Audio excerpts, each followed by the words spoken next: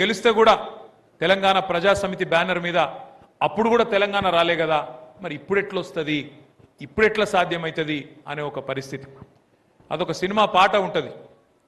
కేసీఆర్ గారు పార్టీ పెట్టినాడు. పరిస్థితి ఏంటంటే ఒక సినిమా పాట ఉంటుంది.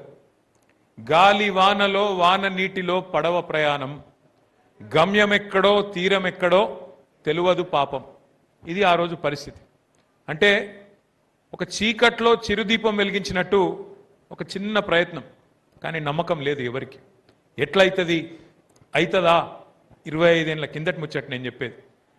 పేరు చెప్పను కానీ ఒక పెద్ద మనిషి, కరీంనగర్ జిల్లానే, ఆనాడు ఉమ్మడి కరీంనగర్ జిల్లా. ఆయన అప్పుడు తెలుగుదేశం పార్టీలో ఉన్నారు. కేసీఆర్ గారు అప్పుడు డాక్టర్ భాగ్యరెడ్డి గారని కరీంనగర్లో ఉంటుండే.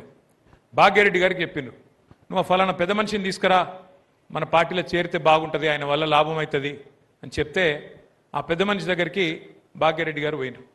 పోయి మిమ్మల్ని సార్ రమ్మన్నారు, మీరు వస్తే బాగుంటుంది అని పిలిస్తే ఆ పెద్ద మనిషి అన్న మాట ఏంటంటే, కేసీఆర్ గారు మరి పార్టీ నడిపేంత శక్తి ఉందా ఆయనకు, మరి అంత ధైర్యం ఉన్నదా, మరి ఇవాళ రేపు రాజకీయాల్లో 4 పైసలు ఉంటేనే పని అవుతుంది, పైసలు ఉన్నాయా అని అడిగిండు ఆయన పెద్ద మనిషి.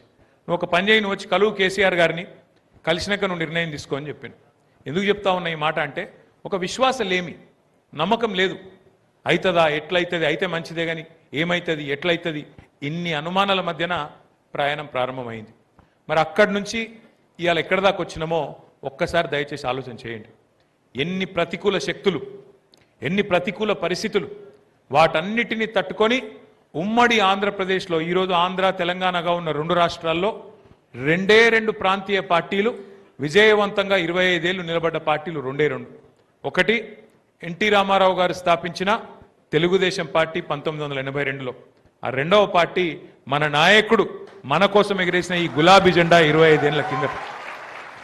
ఇవాళ మస్తుగా మాట్లాడచ్చు. ఇవాళ రేవంత్ రెడ్డి గారు కూడా తెలంగాణ ఉద్యమకారుల గురించి మాట్లాడచ్చు. మన మీదికి తుపాకీ తీసుకొని వచ్చిన రేవంత్ రెడ్డి కూడా మాట్లాడతాండి. ఇవాళ ఎక్కడికో రాలే కదా, కరీంనగర్కే వచ్చిండు కదా. ఆయన కూడా ఇవాళ తెలంగాణను ఆయనే సాధించినట్టు, ఆయననే పుట్టించినట్టు ఆయన కూడా మాట్లాడతాడు. మస్తు మంది మాట్లాడచ్చు. అంటారు చూడు డైలాగ్, సమయం టైం ఎట్లుంటుంది అంటే అప్పుడప్పుడు టైం బాగలేకపోతే వానపాము కూడా నాగుపాము లెక్క బుసలు కొడుతుంది. గట్లున్నది ఇవాళ పరిస్థితి. మనకు తెలంగాణ తెచ్చి కష్టపడ్డది మీరు, కేసీఆర్ గారి నాయకత్వంలో పోరాటం చేసింది మీరు, కష్టించి చివరికి తెలంగాణ తెచ్చింది మీరు. కానీ ఆ వచ్చిన తెలంగాణ ఇవాళ మనం పాట పాడుకునే పరిస్థితి వచ్చింది. ఎవని పాలైందిరా తెలంగాణ అని చెప్పి ఇలా పాట పాడుకునే దుస్థితి వచ్చిన మాట వాస్తవం. కానీ బాధ ఏం లేదు, బాధ ఏమీ లేదు. ఎందుకంటే ప్రజలకు కూడా కొన్ని విషయాలు, ఎందుకంటే అప్పుడప్పుడు కొన్ని జరుగుతాయి, నిర్ణయాలు అట్లా జరుగుతాయి, ఆ క్షణంలో కొన్ని జరుగుతుంటాయి. కానీ ఎప్పుడు తెలుస్తుంది అంటే, అమ్మ విలువ కానీ అన్నం విలువ కానీ ఉన్నప్పుడు తెలియదు, లేనప్పుడే తెలుస్తుంది. ఇవాళ అదే పరిస్థితి తెలంగాణలో. ఎందుకంటే వాస్తవం నేను చెప్పేది మీకు కూడా తెలుసు. ఇవాళ పొద్దున మా మల్కపేట సింగిల్ విండో చైర్మన్ కదా దేవయ్య గారు, జవాజీ దేవయ్య గారు ఎక్కడున్నాడు, ఉన్నాడా లేడా, ఉన్నాడా, బయటికి ఉన్నావు దేవయ్య గారు. ఏదో నాకు మెసేజ్ పెడితే నేను ఫోన్ చేసిన, ఏం దేవన్నా ఏం సంగతి, వడ్లు కొన్నారా, జోకిన్రా, ఎట్లున్నది పరిస్థితి అంటే, లేదన్నా ఇంకా మా ఊళ్ళో ఇంకో 5-6 రోడ్ల వడ్లు ఇంకా అట్లే ఉన్నాయి అన్నాడు. అరే వానలు చాలైనాయి కదా, ఇంకా జోకలేదా అంటే, ఏడ జోకుతాడు వీడు, జోకేటోడు కాదు, వీడు కొన్నాడు అని చెప్పి మాట్లాడుతున్నాడు. మరి నువ్వు అంటే పార్టీ మనిషి నువ్వు అంటున్నావు, కానీ మిగతా రైతుల సంగతి ఏంది అని అడిగితే ఏం చెప్పిండంటే, అందరు ఆడ కూర్చున్న వాళ్ళు అలా తిట్టుకుంటారు సార్, ఎక్కడోళ్ళు అక్కడ మాట్లాడుతున్నారు, ఎక్కడోళ్ళు అక్కడ కడుపులో ఆవేశం ఉన్నది, కనుక మరి వేములవాడల కాంగ్రెస్ని గెలిపించినాం కదా, ఏం చేయాలి, బయట వడల కక్కలేక మింగలేక అన్నట్టు పరిస్థితున్న సార్ అన్నాడు. నేను ఒకటే మీ అందరితో ప్రార్థించేది, ఇవాళ మొత్తం రాష్ట్రంలో వీళ్ళు వాళ్ళు కాదు, ప్రతి ఒక్కరూ కుత ఉడికిపోతున్నారు. ఈ వర్గం ఆ వర్గం అని కాదు, అందరూ ఇబ్బందులనే ఉన్నారు. ఇంతకుముందు జీవన్ రెడ్డి గారు చాలా వివరంగా, ఒక రైతు బిడ్డ కాబట్టి, తెల్లారు లేస్తే రైతుల కళ్ళాలు తిరిగే మనిషి కాబట్టి చాలా సోదాహరణంగా వివరంగా చెప్పిండు. ఎట్లా ఈ ప్రభుత్వం మోసం చేస్తున్నది, ఎట్లా దొడ్డు వడ్లకు బోనస్ అని చెప్పి సన్న వడ్లు అని చెప్పి మళ్ళీ ఇప్పుడు సన్నాయి నొక్కులు నొక్కుతున్నది. మరి అవన్నీ ఇస్తున్నాడా అంటే అవి కూడా ఇయ్యడు. తరుగు పేరు మీద ఎంత తీసేస్తున్నాడు, ఒక్కొక్క ఎకరానికి 6,000 రూపాయలు నష్టం ఎట్లా చేస్తున్నాడు, ఇప్పటికి ఎన్నిసార్లు రైతు బంధు ఎగ్గొట్టిండు, ఇవన్నీ వివరంగా వారు చెప్పిండ్రు, మీరు విన్నారు, నేను దాని జోలికి పోను.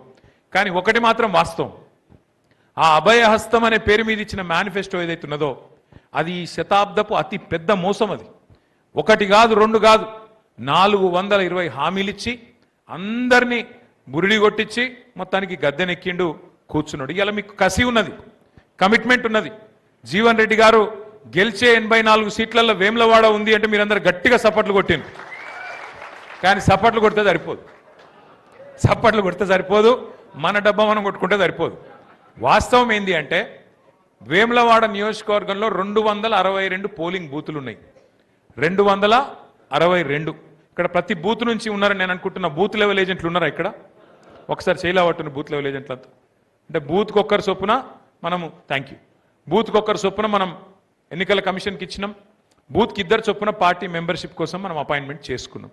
ఇక్కడ ఇంపార్టెంట్ పాయింట్ ఏంటంటే మీరు ఎవరికైనా సరే, ఎంత పెద్ద నాయకులైనా సరే, నేను మా ఆగయ్య గారికి ఎప్పుడు చెప్తా ఉంటా, ఆగన్న గతంలో ఎల్లారెడ్డిపేట ఎంపీపీగా చేసిండు, జెడ్పీటీసీగా చేసిండు, తర్వాత రాజన్న సిరిసిల్ల జిల్లా పార్టీ ప్రెసిడెంట్ అయ్యిండు.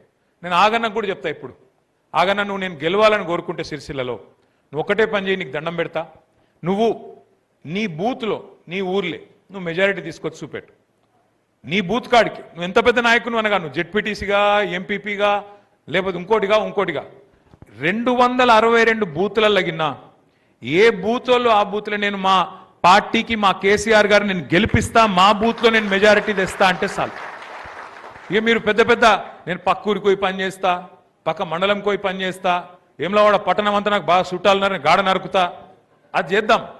ఎప్పుడు నీ ఊరు మొత్తం సెట్ అయినాక, నీ ఊర్లో పక్కా మెజారిటీ వస్తుంది. ఒక్క ఓటన్నా అవతల పార్టీల కంటే నా బూత్లో ఒక్క ఓటన్నా ఎక్కువ మెజారిటీ ఇస్తా అని కంపల్సరీ నువ్వు అనుకున్నాక అప్పుడు నువ్వు మంచిగా షెల్ల దులుపు, వేములవాడలో వాడు, కరీంనగర్వో, సిరిసిల్లవో, యాడికంటే ఆడుకో. కానీ బూత్ గెలవకుండా, నా బూత్ నా బాధ్యత అనుకోకుండా, నా బూత్లో నేను మెజారిటీ తేవాలి అనుకోకుండా, నా బూత్లో నేను ఇచ్చే మెజారిటీయే కేసీఆర్ని ముఖ్యమంత్రిని చేసింది అనుకోకుండా నువ్వు ఏమి చేసినా ఏమి చెప్పినా అది వ్యర్థం. కూసున్న కాడ ముచ్చట్లు ఎప్పుడు అల్కగానే, చెట్ల మీద ఇస్తరాకులు కుట్టినట్టు చెప్పుడు మస్తుగా చెప్పచ్చు. కానీ గెలవాలంటే ముందు నీ బూత్లో మెజారిటీ రావాలి. నా ప్రార్థన వేములవాడ నియోజకవర్గ నాయకులతో, నాయకురాలతో, ఇవాళ పంట కోతకొచ్చింది, ప్రజలు తయారున్నారు, మీ దిక్కే చూస్తున్నారు.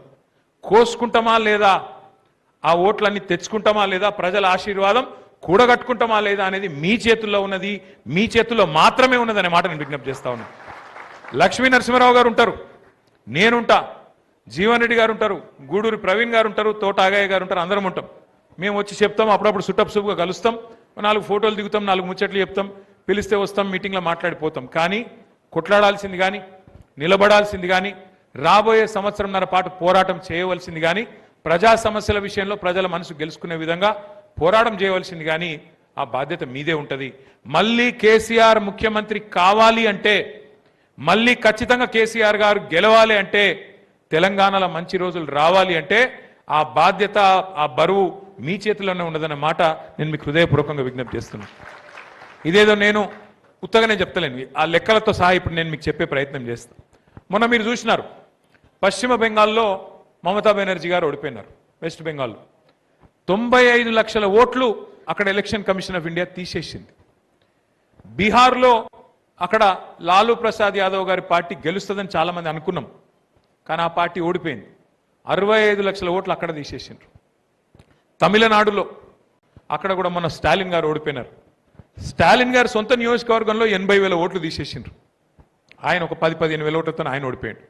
ఇప్పుడు 25 జూన్ నుంచి ప్రారంభమయ్యే కార్యక్రమం ఏదైతే ఉన్నదో స్పెషల్ ఇంటెన్సివ్ రివిజన్, ఇది చాలా చాలా చాలా ముఖ్యమైన కార్యక్రమం. మీ అందరికీ మీకు ఇచ్చిన కాగితాలు ఇచ్చింటారు, మీకు ఇచ్చిండ్రా? ఒక్కసారి చూపెట్టుండ్రు జరా, అందరికి వచ్చినాయా రాలేదా? మంచిగా తీసుకుపోయి దీన్ని మంచిగా అర్రల అల్మార్లో పెట్టుండ్రి, మళ్ళీ తీసి చూడకూరి. నాకు తెలుసు మీరు ఏం చేస్తారు. తీసుకుపోయి ఇంట్లో ఇట్లా వారేసి మళ్ళీ పక్కకు బండెక్కి అవతల పడ్డామా అంటే, పొలం కాడికి పోయినామంటే మళ్ళీ మనకు గుర్తు కూడా ఉండదు. దయచేసి చాలా కష్టపడి మీకు విలువైన సమాచారం అందులో ఉన్నది, చదువుండ్రి, అర్థం చేసుకోండి, 4 మాటలు చెప్తా అది కూడా విని మనసుకి ఎక్కించుకోమని చెప్పి నా ప్రార్థన. ఒకసారి ప్రజెంటేషన్ చాలు చేయాలి, ఎక్కడున్నారో మరి మనోళ్ళు. ఈ ఎస్ఐఆర్ అనే కార్యక్రమం ఏంది మీకు ఒక్కసారి ఎక్స్ప్లెయిన్ చేసే ప్రయత్నం నేను చేస్తా. భారతదేశానికి స్వాతంత్రం వచ్చింది 1947 15 ఆగస్టు. మనకొక సంవత్సరం తర్వాత మనకు స్వాతంత్రం వచ్చింది సెప్టెంబర్ 17 1948. మీ అందరికీ ఎరికే. స్వాతంత్రం వచ్చిన కొత్తల పెద్దలు నెహ్రూ గారు, గాంధీ గారు, అట్లాగే పెద్ద మనుషులు చాలామంది కూర్చొని మరి ఎటు పోవాలి దేశం, కొత్తగా స్వాతంత్రం వచ్చింది, మనది మనం పరిపాలించుకోవాలి, ఎట్లా పరిపాలించుకోవాలి, ఏం చేయాలి, వివిధ దేశాల అనుభవాలు ఎట్లున్నాయి, అన్నిటి సమాహారంగా ఏం చేస్తే బాగుంటుందని ఆలోచన చేసి పెద్దలు భారతరత్న డాక్టర్ బాబాసాహెబ్ అంబేద్కర్ గారి నేతృత్వంలో ఆ రోజు ఒక కమిటీ వేసి, మీరు చాలా పెద్ద మనిషి, మీరు తెలివైన వాళ్ళు, మీరు నడపండి అని చెప్పి వారికి బాధ్యత అప్పచెప్తే మరి వారు 3 సంవత్సరాలు కష్టపడి అందరితో చర్చించి మరి భారత రాజ్యాంగాన్ని రూపొందించారు. ఆ రాజ్యాంగం అమల్లోకి వచ్చిన రోజే గణతంత్ర దినోత్సవంగా మనం జరుపుకుంటాం. మీ అందరికీ కూడా తెలుసు. భారత రాజ్యాంగం యొక్క గొప్పతనం ఏంటంటే, ఇలా అంబానీ కావచ్చు లేదా వేములవాడలో శాతరాజ్పల్లెలో ఉండే ఒక దళితుడు, ఒక బలహీన వర్గాలకు సంబంధించిన ఒక బిడ్డ కావచ్చు, అంబానీ అయినా ఇక్కడ మన వేములవాడలో ఉండే ఒక సామాన్యుడైనా రాజ్యాంగం ప్రకారం బాబాసాహెబ్ రాసిన కానూన్ ప్రకారం ఇద్దరికి ఒకటే ఓటు ఉంటుంది, ఆ ఓటుకు ఒకటే విలువ ఉంటుంది. ఇది ఇప్పుడు నేను చెప్తేనేమో అల్కగా అనిపిస్తుంది. వేరే వేరే దేశాలలో ఓటు హక్కు కోసం పోరాటాలు జరిగినాయి. అమెరికాలో చాలా కాలం నల్ల జాతీయులకు ఓట్లు లేకుండే. అమెరికాలో చాలా శతాబ్దాల పాటు మహిళలకు ఓటు హక్కు లేదు. కానీ మన దేశంలో డాక్టర్ బాబాసాహెబ్ లాంటి ఒక గొప్ప వ్యక్తి ఆ బాధ్యత తీసుకున్నాడు. కాబట్టే మొట్టమొదటి ఎన్నికల్లోనే అందరికీ సమాన ఓటు హక్కు, మహిళలకు కూడా ఓటు హక్కు కల్పించిన మహానుభావుడు డాక్టర్ బాబాసాహెబ్ అంబేద్కర్. ఈ మాట ఎందుకు చెప్తున్నా అంటే, ఆ రాజ్యాంగంలోనే ఒక మాట రాసిన అంబేద్కర్ గారు, జనాభా పెరుగుతున్నది, పెరిగిన జనాభాకు అనుగుణంగా 10 ఏళ్లకు ఒకసారి జనగణన చేయాలి, సీట్లు పెంచాలి, అట్లాగే ఎక్కడన్నా ఓట్లు సవరించేది ఉంటే ఓట్లు కూడా సవరించాలి అని పెట్టిండ్రు. దాని ప్రకారం ఏంటిది, ఈ ఓట్ల వడపోత కార్యక్రమం. ఎస్ఐఆర్ అంటే పెద్ద అర్థం కాని ముచ్చటేం కాదు.